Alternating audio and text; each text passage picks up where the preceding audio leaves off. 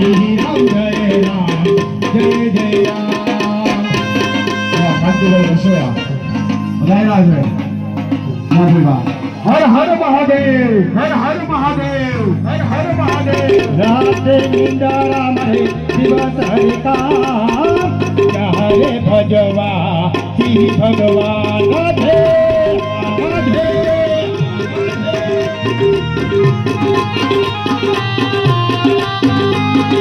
રાજારણ સોર ભજો રાજારણ સોર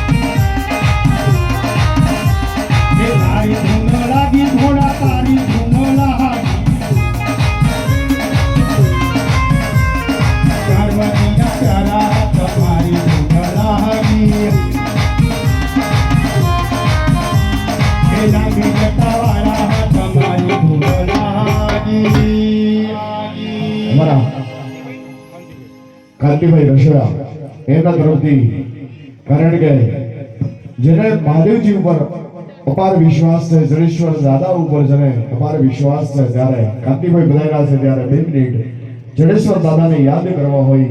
કારણ કે રુદિયાની અંદર મહાદેવજી વસે ત્યારે 2 ઘડી ખાલી કે જડ કાંઠે જોગી વહે જેને ઉમિયાજીનો આધાર.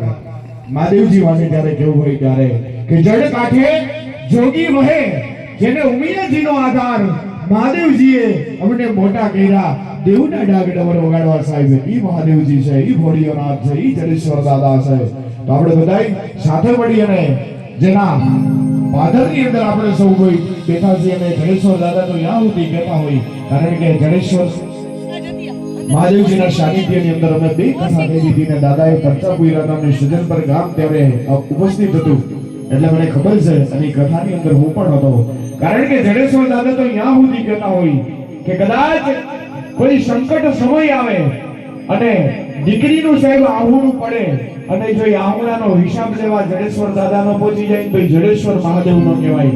કારણ કે દીકરી છે એ સપ્તાહની અંદર રોતી રોતી એવી હતી અને 1 સપ્તાહનો અધ્યાય પૂરો થયો, બપોરનો સત્ર પૂરું થયું એટલે સાહેબ એમ કહેવાય કે દુઃખના ડુંગર જે તૂટી પડ્યા હતા એ ડુંગરાની અંદર સાહેબ લીલી હરવેણી થઈ ગઈ. એ જડેશ્વર મહાદેવ છે. કારણ કે બે પરચાની અંદર હાજર હતો અને અમારા ગુરુજી જે છે એ ભાગવત સપ્તાહ વાંચતા હતા, ગળું સાહેબ બંધ થઈ ગયું ત્યારે સાહેબ જડેશ્વર મહાદેવે ખાલી એટલું જ કીધું હતું કે પાણી પી લે, જગતની અંદર જો ગળું કહી દી બેહવા દઉં તો જડેશ્વર મટી જાવ. ઈ જડેશ્વર મહાદેવ છે જેના પાદરની અંદર આપણે બેઠા છીએ અને આપણા પાદરની અંદર જડેશ્વર દાદા બિરાજમાન છે. તો બે હાથ અંદર કરી અને આપણે જડેશ્વર દાદાને યાદ કરીએ. બોલે જડેશ્વર મહાદેવ. આ તો માઇક્રોફોનમાં જેનો અવાજ આવ્યો બરોબર ને? આ તો અમે બોલીએ ને તમે જય બોલો એમાં કઈ ફેર નહીં. માઇક્રોફોન ની અંદર જય બોલવાની નથી અને તમારે રિપીટ આપવાનું નથી. આજ જોઈએ બરોબર. પહેલા બેનો બોલશે જય અને પછી ભાઈઓ, કારણ કે પહેલા ભાઈઓ તરફથી આપણે જયનો અવાજ સાંભળી લઈએ, જોઈ લઈએ ભાઈઓ આપણા છે એ કેટલા તાકાતવર છે અને પછી બહેનો તરફનો વારો. બરોબર ને? કારણ કે આપણે બધા હોશિયાર જ છીએ અને શક્તિશાળી જ છીએ, પણ દાદાનો જે જયકાર કરવો છે ત્યારે ભાઈઓ તરફથી કેટલી આસ્થાનો અવાજ આવે છે અને પછી બહેનો તરફથી કેટલો આસ્થાનો અવાજ આવે છે. જોઈએ પહેલા મારા ભાઈઓ બધાય હાજર થઈ જાવ. આપણે જે જયકાર કરવો છે અને આમાંય મોદી સરકારે કીધું છે કે મારે કેવું નથી. બરોબર ને? બોલો જડેશ્વર મહાદેવની વાહ. મારા આવજો વાહ. હવે અમારી માવડીઓનો વારો અને માવડીઓની રાડ ધોમથી ભાઈ 500 જણાનું ટોળું બેઠું હોય એમાં ખાલી એટલું જ કે હાંભળું તો બધાય હોય તો ઈ જ ઊભા થાય. માડી ખોટી વાત હોય તો કયો 500 જણાનું ટોળું બેઠું હોય એમાં ખાલી માડી એક ત્યાં બેન જઈને એટલું જ કે હાંભળું તો 500 જણા પણ જણ ઓલા જ ઊભા થાય. એમ હવે બેનનો વારો છે. બોલો જડેશ્વર મહાદેવની. બેનનો અવાજ મોર વાગ્યો ભાઈ. હવે સાથે મળી અને દાદાનો જય જયકાર કરવાનો છે. બોલો જડેશ્વર મહાદેવની. હા ભાઈ હા. અરે ગોવાળભાઈ સીતારામ. સીતારામ ખાધું મહાત્મા.